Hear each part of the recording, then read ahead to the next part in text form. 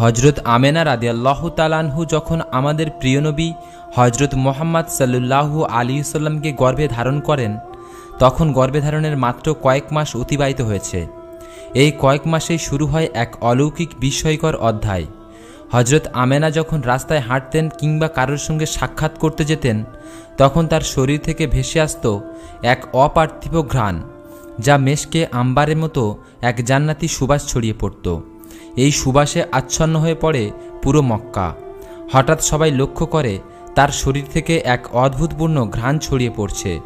এটা কোনো দুনিয়ার সুঘ্রাণ নয়, এটি জান্নাতি মেশকে আম্বারের একটি সৌরভ, যা নিঃশব্দে ছড়িয়ে পড়েছে মক্কার অলিতে গলিতে।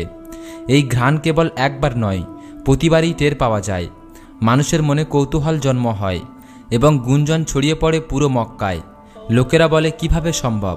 কিছুদিন আগেই তো তার স্বামী আবদুল্লাহ ইন্তেকাল করেছেন এবং তার তো জানা আছে আরবের রীতিতে স্বামী মারা গেলে স্ত্রী সুগন্ধি ব্যবহার করতে পারে না, আতর তো দূরের কথা। তাদের প্রশ্নে তবে কি আমেনা নিজের শরীরে আতর মেখে রাস্তায় ঘুরে বেড়াচ্ছে? মানুষের এই গুঞ্জন ধীরে ধীরে পৌঁছে গেল নবীজির দাদা আব্দুল মুত্তালিবের কানে। মানুষের কাছে এমন কথা শুনে আব্দুল মুত্তালিব অত্যন্ত চিন্তিত হয়ে পড়লেন। অতপর একদিন তিনি বাড়িতে ফিরে নিজের স্ত্রীকে ডেকে বললেন, শোনো, আমার ছেলে আবদুল্লাহ ইন্তেকাল করেছেন মাত্র কয়েকদিন হয়েছে, কিন্তু আমার পুত্রবধূ আমেনাকে নিয়ে লোকেরা নানা কথা বলছে। লোকেরা বলে আমেনা আতর মেখে রাস্তায় বের হয়, তার শরীর থেকে আতরের গন্ধ ছড়িয়ে পড়ে। এই সম্পর্কে তুমি কি কিছু জানো? তার স্ত্রী গভীরভাবে নিঃশ্বাস নিয়ে বললেন, ওগো স্বামী, তুমি মানুষের গন্ধ পাওয়ার কথা বলছো, অথচ আমি যখন তার সঙ্গে গোসলখানায় যাই, সে যখন গোসল শেষ করে বের হয়, তখন সমস্ত ঘর যেন আতরে ডুবে যায়। মনে হয় কেউ যেন গোসলখানায় জান্নাতি মেশকে আম্বার ঢেলে রেখেছে। এত মনোমুগ্ধকর ঘ্রাণ, যা এই মক্কা নগরীতে কোথাও মেলে না। আমি নিজেও তো অবাক হয়ে যাই, আমেনা কোথায় থেকে পেল এই অপার্থিব সৌরভ? এই কথার পর আব্দুল মুত্তালিব আর অপেক্ষা করলেন না, তিনি আমেনাকে ডেকে পাঠালেন। আমেনা মাথা নিচু করে হাজির হলেন। অতপর আব্দুল মুত্তালিব স্নেহের কণ্ঠে জিজ্ঞাসা করলেন, আম্মাজান, আমার ছেলে মারা যাওয়ার পর আমি তোমার মধ্যে এক পরিবর্তন লক্ষ্য করছি। তুমি কি সত্যি আতর ব্যবহার করো? তোমার এই ঘ্রাণ কোথা থেকে আসে? এই সম্পর্কে তুমি কি আমাদের কিছু বলতে চাও? এই প্রশ্ন শুনে হজরত আমেনার চোখ বেয়ে অশ্রু ঝরতে লাগলো। তিনি কাঁপা কণ্ঠে বলতে লাগলেন, আব্বাজান, আমি কয়েকদিন ধরে বলতে চাইছিলাম, বলা হয়ে উঠছিল না, কিন্তু আজকের যখন আপনি নিজেই জানতে চেয়েছেন, তখন না বলে আমি আর পারছি না। আব্বাজান, আমি কোনো আতর ব্যবহার করি না, কোনো সুগন্ধ মাখি না, কিন্তু যেদিন থেকে আমার গর্ভে আপনার পুত্র আবদুল্লাহর সন্তান এসেছে, সেই দিন থেকে আমি অনুভব করি যেন আমার শরীরটাই মেশকে আম্বারে পরিণত হয়ে গেছে। হজরত আমেনা আরও বলেন, আব্বাজান, শুধু এতটুকু নয়, আরও আমি অনেক আশ্চর্য ঘটনা অনুভব করেছি। আজকের আমি সব কিছু বলতে চাই। এক রাতে আমি শুয়ে আছি, হঠাৎ দেখি ঘরের মধ্যে 4 জন রমণী প্রবেশ করেছেন। তাদের চেহারায় ছিল নূরের আলো। তারা আমার দিকে তাকিয়ে বললেন, চুপ থাকো, কথা বলবে না। আমি বিস্ময়ে চুপ করে তাকিয়ে রইলাম। তাদের মধ্যে 3 জনের পরিচয় আমি জেনেছি, কিন্তু একজনের নাম আমি জানি না। প্রথমজন ছিলেন হজরত ঈসা আলাইহিসসালামের মা হজরত মরিয়ম আলাইহিসসালাম। দ্বিতীয়জন ছিলেন ফেরাউনের স্ত্রী হজরত আসিয়া আলাইহিসসালাম। তৃতীয়জন ছিলেন মুসা আলাইহিসসালামের বোন কুলসুম। তারা আমার কপালে ও গালে চুম্বন করলেন, তারপর বললেন, আমরা তোমার জন্য হাদিয়া নিয়ে এসেছি। তারা আমাকে 3টি ফুল দিয়ে গেলেন। সেই ফুলগুলো এখনও আমার ঘরে যত্নে রাখা আছে। তারা আমাকে বললেন, আমেনা, তোমার গর্ভে এখন যে রয়েছেন, তিনি আখিরি জামানার নবী, দোজাহানের সর্দার হাবিবুল্লাহ হজরত মুহাম্মদ সাল্লাল্লাহু আলাইহি ওয়াসাল্লাম। তোমাকে আমরা শুধু এই সুসংবাদ দিতেই এসেছি। তারা আরও বললেন, তিনি জান্নাতে আমাদের স্বামী হবেন। এখন তিনি তোমার গর্ভে আমানত হিসেবে রয়েছেন। তোমার উপর দায়িত্ব হলো তার সম্মান রক্ষা করা। এই কথা শুনে নবীজির দাদা আব্দুল মুত্তালিব স্তব্ধ হয়ে গেলেন। তিনি কিছুই যেন বুঝে উঠতে পারলেন না। হজরত আমেনা আবারও বললেন, আব্বাজান, আরও অনেক অলৌকিক ঘটনা লক্ষ্য করেছি। যেদিন থেকে বুঝেছি আমার গর্ভে সন্তান এসেছে, সেই দিন থেকে যখন আমি রাস্তায় বের হই, আকাশের মেঘবালা আমাকে ছায়া প্রদান করে। রাস্তার ধুলোবালি গাছপালা যেন আহলাল সাহালাল বলে সালাম জানাতে থাকে। তখন আমার মনে হয় কেউ যেন আমার সঙ্গে হেঁটে চলেছে। তারা বলে আখেরি নবীর পতধ্বনি শোনা যাচ্ছে। আব্বাজান, আরেকটি আশ্চর্য ঘটনা আপনাকে বলি। গতকাল কূপ থেকে পানি আনতে গিয়েছিলাম। প্রতিদিন কষ্ট করে বালতি টেনে পানি উপরে তুলতে হয়, কিন্তু কাল যা ঘটল আমি নিজেই বিশ্বাস করতে পারছিলাম না। আমি পাত্র নিয়ে কূপে পৌঁছাতেই বালতি নিজে থেকেই উপরে উঠতে লাগলো এবং নিজে থেকেই আমার পাত্রটি ভর্তি করে দিল। আমি আরও বলতে চাই, হঠাৎ আমি শুনতে পেলাম এক অদৃশ্য আওয়াজ। কে যেন বলছে, আমেনা, তুমি যাকে গর্ভে ধারণ করেছ তিনি তো সরকারে কায়নাত। সরকারে কায়নাতকে পেটে রেখে কূপের কাছে আসার দরকার ছিল না, পানির দরকার হয়েছে বললেই তো পানি ঘরে চলে যেত। হজরত আমেনা বলেন, আব্বাজান, আমি জানি না এসব কিভাবে হচ্ছে, আমি তো কিছুই বুঝে উঠতে পারছি না।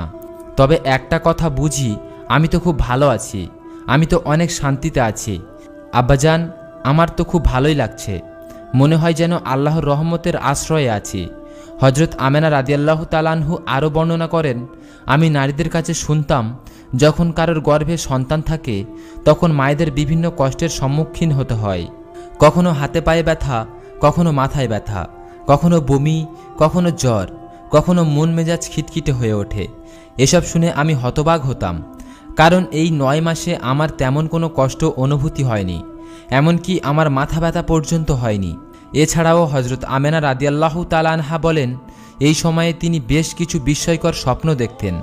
হজরত মুহাম্মদ সাল্লাল্লাহু আলাইহি সাল্লামের দাদা আব্দুল মুত্তালিব কাবা শরীফের কাছে গিয়ে দিনরাত আল্লাহর কাছে প্রার্থনা করতেন। তিনি কাঁদতেন আর বলতেন, হে আল্লাহ, আমার ছেলে আবদুল্লাহ এই দুনিয়ায় নেই, কিন্তু তার ঘরে একটি সন্তান জন্ম নিতে চলেছে। হে আল্লাহ, তুমি এই শিশুটির হেফাজত করো এবং আমার আবদুল্লাহর বংশ অবশিষ্ট রাখো। রাসূলুল্লাহ সাল্লাল্লাহু আলাইহি সাল্লামের সকল চাচারা অধীর আগ্রহের অপেক্ষা করছিলেন যে তাদের ভাই আবদুল্লাহর ঘরে সন্তান কখন জন্মাবে। এভাবেই দীর্ঘদিন চলে গেল। ইহুদিদের ধর্মগ্রন্থে একটি সুস্পষ্ট ভবিষ্যৎবাণী ছিল, যখন শেষ নবীর আগমন ঘনিয়ে আসবে তখন আকাশে একটি রহস্যময় লাল রঙের তারা উদিত হবে। এই তারার আবির্ভাব হবে তার জন্মের ঠিক 10 দিন আগে। এই বাণী বহু বছর ধরে তাদের আলেম এবং পণ্ডিতরা প্রজন্মের পর প্রজন্ম ধরে মনে রেখেছিল। অবশেষে সেই প্রতীকী মুহূর্তটি এসে উপস্থিত হলো। একদিন রাতে আকাশে হঠাৎ এক উজ্জ্বল লাল তারা জ্বলে উঠল। আকাশের বুকে তারার উপস্থিত যেন ঘোষণা করে দিল একজন মহামানবের আগমন আসন্ন। ইহুদি জাতির মধ্যে এই ঘটনা নিয়ে চাঞ্চল্য ছড়িয়ে পড়ে। তাদের আলেমরা মানুষদের একত্রিত করলেন এবং বললেন, এটি সেই লাল তারা যার অর্থ হচ্ছে শেষ নবী পৃথিবীতে আগমন করতে যাচ্ছেন, আর মাত্র 10 দিন বাকি আছে। অতএব তোমরা এখনই মদিনায় গিয়ে খোঁজ করো সেখানে এমন কোনো নারী আছে কিনা যার সন্তান জন্মের সময় এসেছে। ইহুদি দল মদিনায় গিয়ে খোঁজ খবর নিতে লাগলো। তারা একে একে সব গর্ভবতী নারীদের অবস্থা জানল, কিন্তু তারা অবাক হয়ে দেখল সেখানে কেউ এমন অবস্থায় নেই যার সন্তান জন্ম মাত্র 10 দিনের মধ্যেই হবে। অনেকে বলেন তাদের সন্তান জন্মাবে 2 মাস পর, আবারও অনেকেই বলেন এখনও 3 মাস বাকি আছে। তখন হতাশ হয়ে তারা আবারও ফিরে এসে তাদের আলেমদের জানালো মদিনায় এমন কাউকে পাওয়া যায়নি। তখন আলেমরা বললেন, তাহলে এবার মক্কায় যাও এবং অনুসন্ধান করো সেখানে।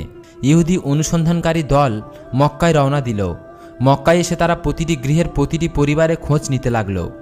কিছু সময় পার হওয়ার পর তারা জানতে পারল মক্কায় 5টি পরিবারের সন্তান জন্ম হওয়ার সময় ঘনিয়ে এসেছে। তারা আরও গভীরভাবে অনুসন্ধান করে বের করল এদের মধ্যে একটি পরিবারে এমন একটি শিশু জন্মাবে যার পিতা আর বেঁচে নেই। এই খবর শুনে তারা স্তব্ধ হয়ে গেল। লোকেরা বলল, আব্দুল মুত্তালিবের একজন পুত্র ছিল যার নাম ছিল আবদুল্লাহ। কিছু মাস আগেই তিনি ইন্তেকাল করেছেন।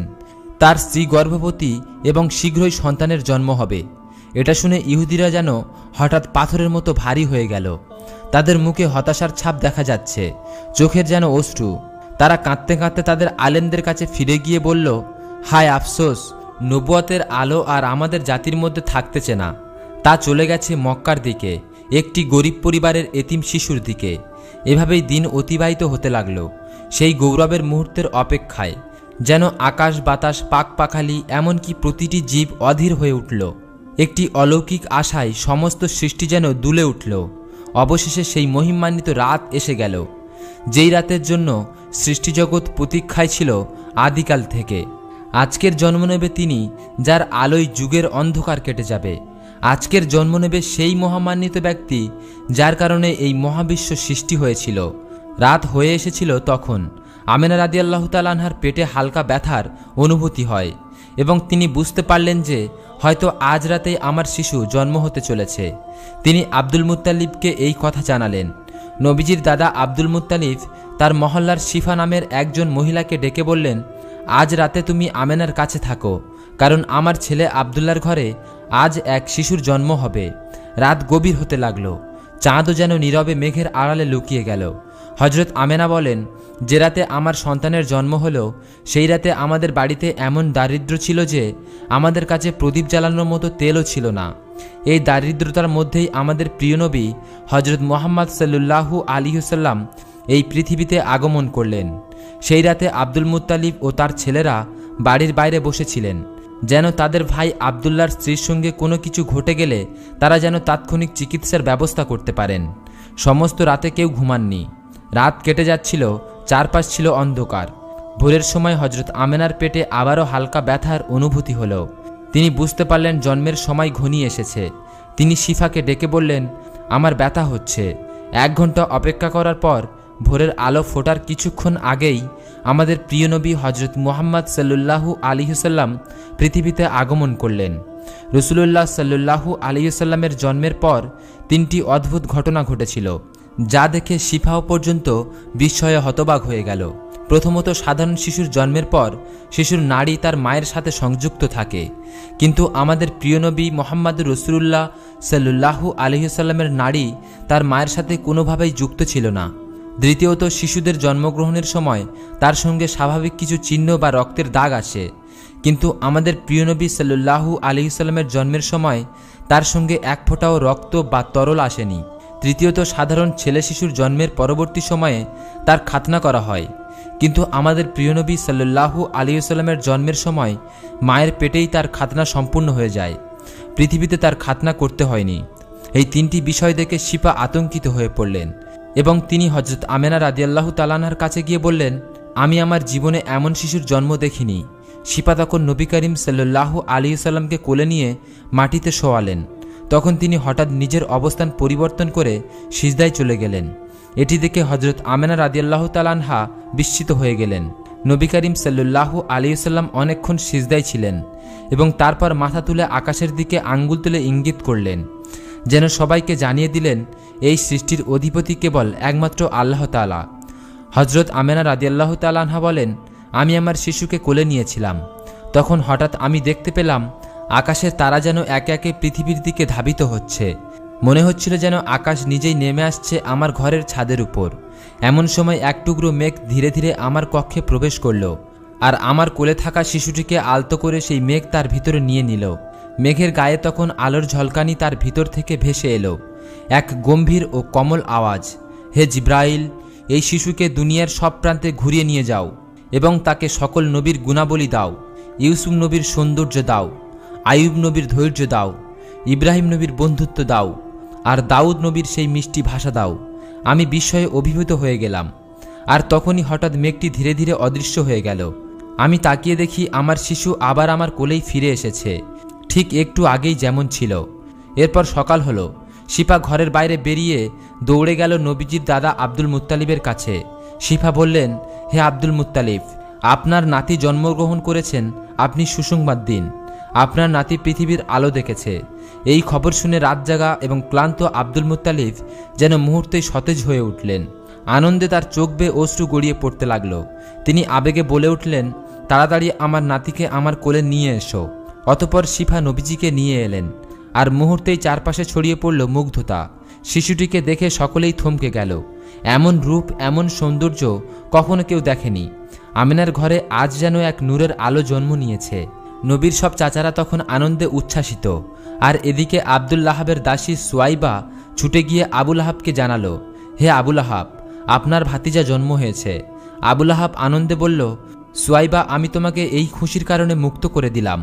আব্দুল মুত্তালিব একজন বৃদ্ধ মানুষ, কিন্তু নাতির এই আগমনে যেন তার সমস্ত ক্লান্তি ভুলে গিয়েছিলেন। তিনি শিশুটিকে কোলে নিয়ে দ্রুত কাবা শরীফের দিকে ছুটে চললেন। তার পিছনে পিছনে মক্কার মানুষরাও স্লোগান দিতে দিতে খুশিতে মাতোয়ারা হয়ে চলতে লাগল। আব্দুল মুত্তালিব কাবার গিলাফ ধরে দোয়া করলেন, হে আল্লাহ, আমার নাতিকে তুমি হেফাজত করো, নিরাপদে রাখো। তিনি তখনও জানতেন না এই শিশুটি সেই মহান ব্যক্তি যার জন্য সৃষ্টি হয়েছে আসমান জমিন। তিনি জানতেন না একদিন সেই শিশুটিকে আল্লাহ মেরাজে নিয়ে যাবেন আর স্বয়ং আল্লাহ তার সঙ্গে কথা বলবেন। দোয়া শেষে তিনি শিশুটির নাম রাখলেন মোহাম্মদ, যার অর্থ হল অধিক প্রশংসিত হবে মক্কার লোকেরা। তখন লোকেরা হেসে বলল, হে আব্দুল মুত্তালিব, তুমি অদ্ভুত নাম রেখেছ, এমন নাম আমরা তো আগে কখনো শুনিনি। তখন আব্দুল মুত্তালিব শান্ত গলায় বললেন, হে মক্কার লোকেরা, তোমরা জেনে নাও একদিন এই নামই পৃথিবী কাঁপাবে। এই শিশুর সম্মান হবে এমন যে পুরো দুনিয়ায় তার পথ অনুসরণ করবে। রসুল সাল্লাল্লাহু আলাইহি ওয়াসাল্লাম যখন পৃথিবীতে আগমন করেন তখন থেকেই আশেপাশে এক ভিন্ন আলোর উপস্থিতি সবাই অনুভব করতে লাগলো। সময় পেরিয়ে তিনি একটু একটু করে বড় হতে লাগলেন। একদিন হজরত আমেনা রাদিয়াল্লাহু তাআলা আনহা নবীজিকে কোলে নিয়ে কাঁদছিলেন। চোখে ছিল অশ্রুসাগর, মুখে এক নৃশংস আকুলতা। কেউ একজন জানতে চাইছিল, হে আমেনা, তুমি কাঁদছ কেন? তিনি নরম গলায় বললেন, আমার সন্তান কত ছোট্ট খেলনার বয়স তার। আজ যদি আব্দুল্লাহ বেঁচে থাকতেন তাহলে হয়তো আমার মোহাম্মদকে একটা খেলনা কিনে দিতে পারতেন, হয়তো মাটির খেলনা বা কাঠের খেলনা, কিছুই তো একটা কিনে দিতে পারতেন। আমার সন্তান সেটি নিয়ে হেসে খেলতো। আর এখন ওর বাবা নেই, আর কেউ কিছু নিয়েও আসে না। ঠিক তখনই আকাশ থেকে এক অদ্ভুত নুরানি আওয়াজ ভেসে এলো, হে আমেনা, দুনিয়ার মানুষ কোনো খেলনা দিলে তা মাটির বা কাঠের কিংবা প্লাস্টিকের খেলনা দিত, কিন্তু তোমার কোলে যে শিশু আছে সে তো আল্লাহর হাবিব। আমি কি তাকে মাটির খেলনা দিয়ে খুশি করব? হে আমিনা, তুমি তাকে উঠানে রেখে দোলনায় শুইয়ে দাও। আব্দুল মুত্তালিব বলেন, আমি আমার প্রিয় নাতিকে মোহাম্মদকে কোলে উঠানে এনে দোলনায় শুইয়ে দিলাম। কিছুক্ষণ পর চোখ তুলতেই দেখি এক বিস্ময়কর দৃশ্য। আকাশের চাঁদ আর অসংখ্য তারা ধীরে ধীরে নিচের দিকে নেমে আসছে। মনে হলো এই বুঝি আমার নাতির উপরে পড়ে যাবে, কিন্তু হঠাৎ তারা থেমে গেল। আমি অবাক হয়ে দেখি আমার নাতি যখন মাথা নাড়ায় তখন আকাশের চাঁদ নড়ে, সে যখন ছোট্ট পা দুটো নাড়াচ্ছে তখন আকাশের তারাগুলো যেন দুলে উঠছে। আল্লাহ যেন বলছেন, আমি আমার প্রিয় বন্ধুর জন্য দুনিয়ার খেলনা নয়, বরং আসমানের চন্দ্র তারাকেই খেলার সাথী বানিয়ে দিয়েছি। অন্যদিকে একদিন হজরত আমেনা আবারও কাঁদছিলেন এবং বুক ভরা ব্যথা নিয়ে কিছু কথা বলছিলেন। আজ যদি মোহাম্মদের বাবা আব্দুল্লাহ থাকতেন তাহলে আমার সন্তানকে কোলে নিয়ে হয়তো মেলায় যেতেন, তায়েফে যেতেন, মদিনায় নানার বাড়িতে নিয়ে যেতেন, কিন্তু আমার সন্তান একা, কেউ ওকে কোথাও নিয়ে যায় না, সবসময় আমার কোলেই পড়ে থাকে। তখন আবারও সেই চিরচেনা রহমতে আওয়াজ ভেসে এলো, হে আমেনা, তুমি কি জানো না তোমার সন্তানের সফর কি হবে? যদি তার পিতা বেঁচে থাকতেন তবে বড়জোর তায়েফ, মক্কা বা মদিনা পর্যন্ত নিয়ে যেতেন, কিন্তু আমি আল্লাহ যাকে বানিয়েছি সমস্ত সৃষ্টির জন্য রহমত, আমি তাকে এক রাতেই মক্কা থেকে বাইতুল মুকাদ্দাসে নিয়ে যাব এবং সেখান থেকে সপ্তম আসমান পেরিয়ে সিদরাতুল মুনতাহা পর্যন্ত নিয়ে যাব। আমি তাকে জান্নাত ও জাহান্নামে দেখিয়ে আরশে আজিমে আমার পাশে বসিয়ে নিজ হাতে সালাম জানাবো। তোমাকে কথা দিলাম, এই সফর শুধু পৃথিবীর নয়, এই সফর আসমান সমূহের, এই সফর হাবিবের মর্যাদার, এই সফর কেবল মোহাম্মদের জন্য। আল্লাহ তাআলা পবিত্র কুরআনে বলেছেন, আমি তো তোমাকে বিশ্বাসীর জন্য রহমত হিসেবেই প্রেরণ করেছি। প্রসিদ্ধ বর্ণনা অনুযায়ী মহানবী হজরত মোহাম্মদ সাল্লাল্লাহু আলাইহি সাল্লাম 570 খ্রিস্টাব্দে 12ই রবিউল আওয়ালে সোমবারে সুবে সাদিকের সময় পবিত্র মক্কা নগরী কুরাইশ বংশের হাশিমি গোত্রে জন্মগ্রহণ করেন। নবীজির জন্মের আগেই বেশ কয়েক বছর আরবে দুর্ভিক্ষ দেখা দিয়েছিল। তার জন্মের বছরে আরবের সেই দুর্ভিক্ষ কেটে যায়। আরবের ঘরে ঘরে আনন্দের ফাগুন ধারা বইতে থাকে। যেহেতু একই বছরে কুরাইশরা আব্রাহার বিশাল হস্তি বাহিনী বিরুদ্ধে জয়লাভ করেছিল এবং দুর্ভিক্ষ থেকে পরিত্রান্ত পেয়েছিল, তাই এই বছরটিকে আরবরা সানাতুল ফাতাহ ওয়াল ইওয়াজ বা বিজয় আনন্দের বছর নাম দিয়েছিল। রসুলুল্লাহ সাল্লাল্লাহু আলাইহি ওয়াসাল্লামের জন্মের আরও অনেক অলৌকিক ঘটনা, নবীজির সেই নবুয়ত প্রাপ্তি এবং তার মিরাজের গমন নিয়ে আগামী পূর্বে আলোচনা করব। যদি ভিডিওটি ভালো লাগে তাহলে চ্যানেলটি সাবস্ক্রাইব করে একটি লাইক করবেন আর কমেন্টে আমিন লিখবেন। দেখা হচ্ছে পরের ভিডিওতে। ততক্ষণ ভালো থাকবেন, সুস্থ থাকবেন। আল্লাহ হাফেজ।